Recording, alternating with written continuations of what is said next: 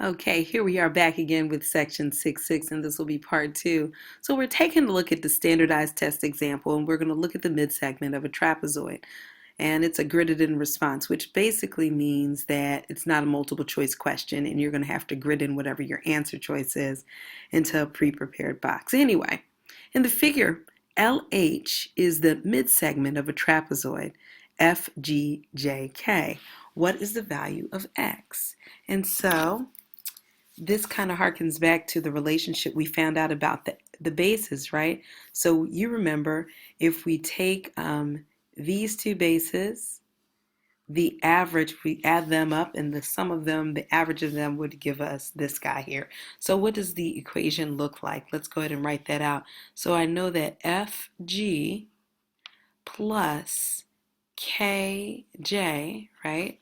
If I add those guys up and divide it by 2 or multiply it by 1/2, I'll get LH. And so what I'm going to do from here is treat this like an algebra problem. So I'm actually going to recopy this and paste it there. Let's grab it over here. See if I can pick it up. Nope, that did not work. Let's see. No, not interested in me. Let's try it again. All right. So I'm going to paste it here and then grab it over here. And now what I'll do is I'll delete everything that I can replace with a number. So FG, or a letter, FG is going to be my X. And then KJ is going to be 18.2. And LH we recognize as 15. And so now what I would do is try to isolate K. So X, this is just a regular algebra problem. We might multiply both sides of our equation by 2 to get rid of the denominator. Swoop, delicious. And then we get X plus 18.2, stay with me, is equal to not 15.2, that looks like it, but this is a multiplication dot, 15 times 2, which is 30. And so now things look really easy, right? We're just going to isolate the X by subtracting 18.2 from both sides. So X is equal to, well, 30 minus 19 would be 11, so it's going to be 11.8. I hope that kind of made sense. So we get 11.8 as our value for X.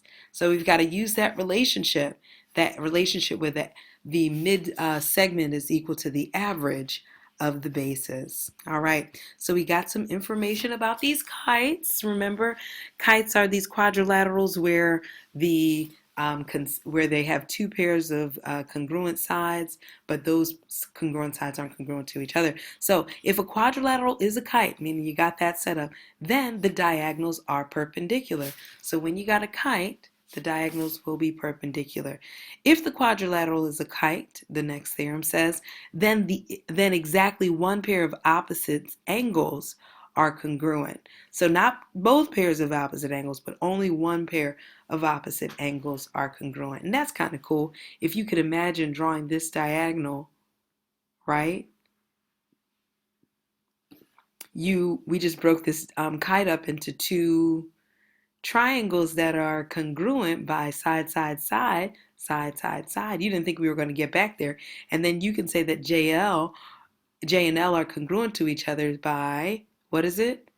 I hear you. I hear you, Lucy. Is that, yeah, CPCTC. Very good. No, that was you, Jeremy. I don't know why you, that was you. CPCTC. Excellent job. If both of you said it, wonderful. All right. So that's how we can actually prove that theorem. Let's go on to an example here.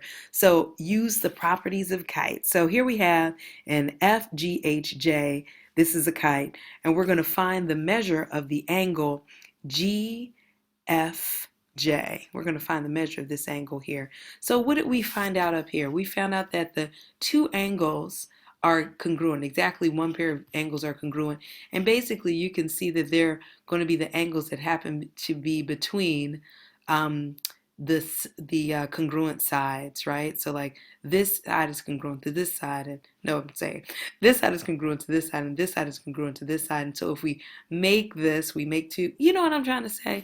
So I know basically that F has to be congruent to H because it has that, CPCTC thing. It's happening. Like if I were to draw a line, all right, I'm going to stop saying it. All right, so we know that they're congruent, so this makes our lives easy because we know that the interior angle sum of a quadrilateral has to be 360, right? So I know that 360 will be equal to the measure of angle F plus the measure of angle H plus 128 plus 72. And so the beautiful thing is that these two are really the same angle. So I can say, since I'm looking for angle F, the measure of angle F times 2, which is because these guys are the same, plus 128 plus that is going to be 0, carry my 1, 9 to 200, right? You can tell me if I'm wrong.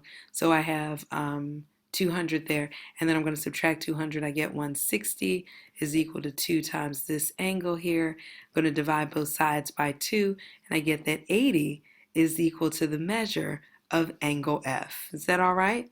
I hope that's all right. So we get that this is angle, this angle F, or angle GFJ, is 80 degrees. So here we have this kite, and we're given WXYZ is a kite, and we're asked to find ZY. We're asked to find this measure here, this length. And so what we have to do is kind of use our wits. A couple things we know. We know that the diagonals intersect and they form a 90-degree angle. That was one of our theorems above. Hey, if you got a kite, then the diagonals are going to form a 90-degree angle. Great. So now what does that tell us? Well, we can also assume that these two sides are congruent, XY and ZY, and we can also see that this angle here is also there, and really this is what I want.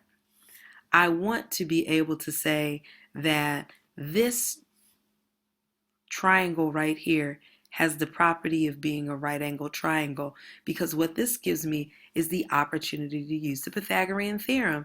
Back in the day when we were learning about the distance formula, we remember that the Pythagorean theorem said if you've got yourself a right angle triangle,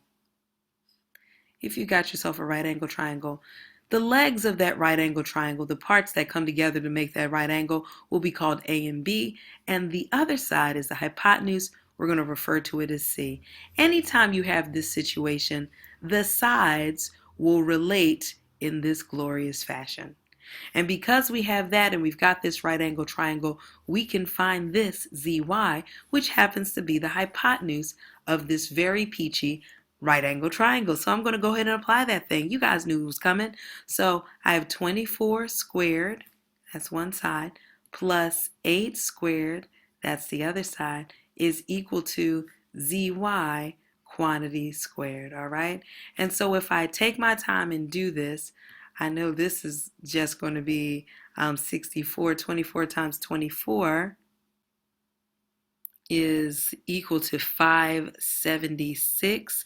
And when I add 576 and 64, what I'm going to get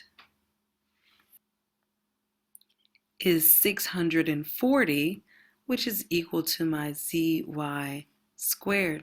And so I'm going to take the square root of both sides and get that ZY is equal to 640, or the square root of 640. And I could, use a calculator to kind of calculate this. What I'm actually going to do is simplify this in a way that you guys should remember.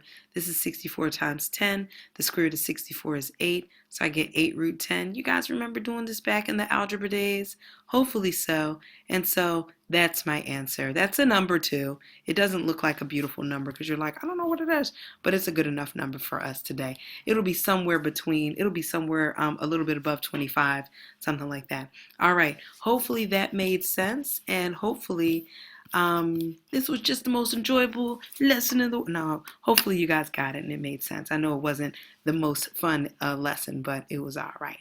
Okay, let me know if there's any questions.